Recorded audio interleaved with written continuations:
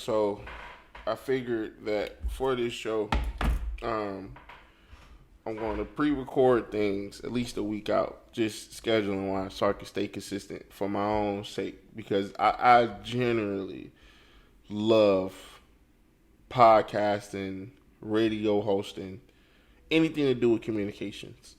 I, I mean, I can make 100 Facebook statuses a day if asked. I don't really fuck with Twitter. And I could post a lot on Instagram, but I don't want to. I've realized this. I'm going to talk about this for a second. Instagram etiquette.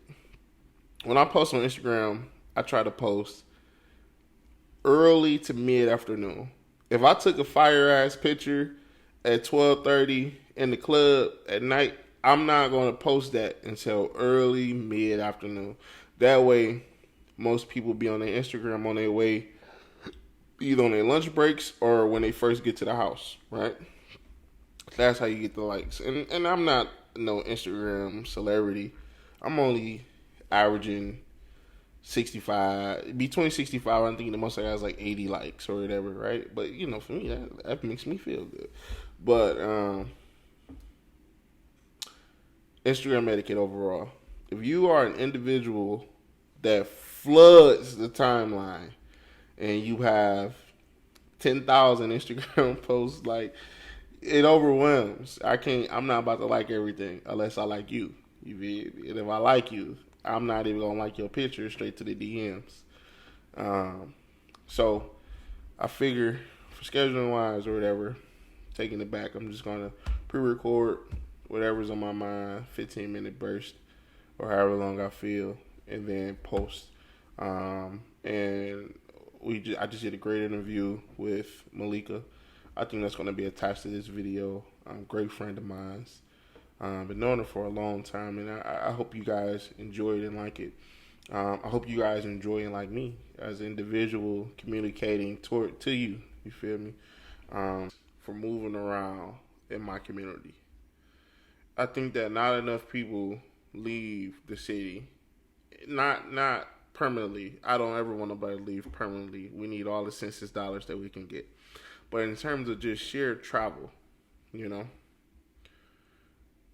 not counting Miami, counting Miami, Vegas. Miami and Vegas is like the two hot spots for Detroiters. Whenever I'm in Miami or Vegas, I don't run into nobody but Detroiters. Swear to God.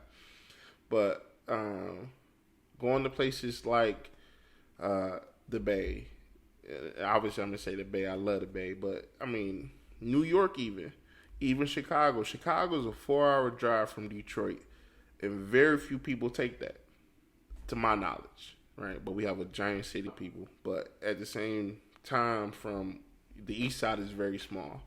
You don't really hear about too many people like, yeah, we about to take a trip to Chicago, 4 hours away, go view that city's culture, touching and tap bases, however it may be. You don't really understand the world until you start moving around. And I could promise you that. I swear to God. You think that, and Dirk said this. This was like before I even started traveling around. I watched this interview that Vice did with Dirk, Lil Durk from Chicago, the rapper. I might already start doing it at this point, but he said, every time I come back from out of town, I have another like chink in my armor, another plan in my brain.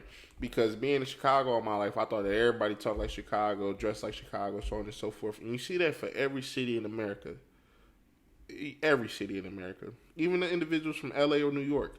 They only think that everybody speaks like someone from LA or New York, You don't really understand people until you start seeing different people from different places. Like even going down south. Like going down south is a total culture shock than anything we have up north.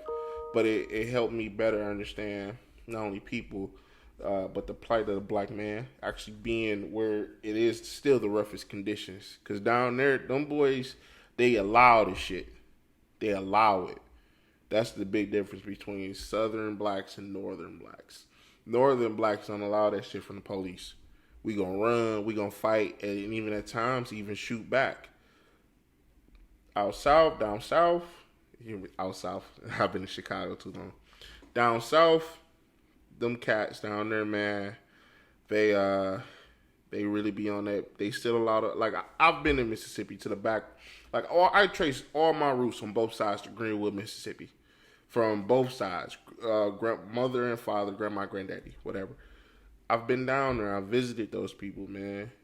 Them boys are still down there. Yes, sir, no, sir. You know what I'm saying? That shit is wicked, bro. It's wicked as fuck.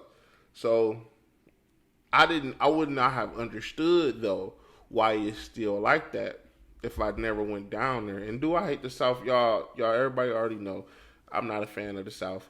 And it's for a lot of reasons, but this is one of the major reasons. There being so much backcountry, you know, I was being told, well, you told my mom, I wasn't driving. They told my mom they still running black people off the road. You know what I'm saying? That's ridiculous. So I see why they act like that, but I would not have understood if I never took that trip and ventured down there with my mom and my brothers and sister. It's crazy. It's fucking crazy, though. But the main point still lands. Move around, bro. Really, move around. Even if it's for a simple travel. But whenever you travel, you're definitely 8 out of 10 times are going to come back home with a story of them people down there act like this. And that may be something that you like. You know what I'm saying? Like, think about it. Think about it in this way. Before social media happened, where everybody's kind of traveling on their phone, where we can see what's going on in Florida. Florida can see what's going on back up here in Chicago, Detroit, whatever. Imagine a dance craze sweeping the nation. A lot of times it was because people went to New Orleans and went to those clubs or whatever and brought it back to the D. You know what I'm saying? Or, for instance, there will always be a battle of who created jitting between Chicago and Detroit. When, whatever the case may be, I believe in my heart of hearts, somebody from Chicago, somebody cousin came down, saw the D, saw how we was moving, saw the jit, and brought it back to the Chi, and they called it line dancing. But that's how things spread through the nation, you know? And you can take things like that when you run into a different set of people and bring it back to your own. And just look at the Native Americans, and I'm not a Native American to give the actual history, but once one tribe learned how to do whatever, I'm sure that the next tribe a couple miles down learned. Or the Pilgrims, for instance, you know, Native American people taught white people how to farm in the harsh Northeast. I don't want to keep on going like I'm on a tangent here, but this is going to be fun. We got a lot of great interviews coming up about an assortment of topics. Shout out to everybody that is fucking with it. Shout out to everybody that's fucking with me on an interpersonal level, and shout out to all my hosts. I'm the host. Shout out to all my guests. I love it, man. I love life, and I hope you guys do as well. Don't mind the different shirt. I know from black shirt to white shirt. I forgot to have a lead into the music for today, for this little what's name, because it's podcast with radio tendencies, because I love radio. So it's going to be either Janae Eco or somebody from Detroit. One or the two. Enjoy the music. Calm down, it's a movie at the Julie. You would've thought they all knew me. I'm stuffing money in Kasubi's. It's on sight, you see him shooting. Yo, bitch, act just like a groovy. Texting out, she wanna do me. Put my youngin' on the train. I'm so cold, I could've flew him. I'm so cold, I bought another Montclair for the summer. He ain't with us, then it's fuck him. I know you can try to get out here.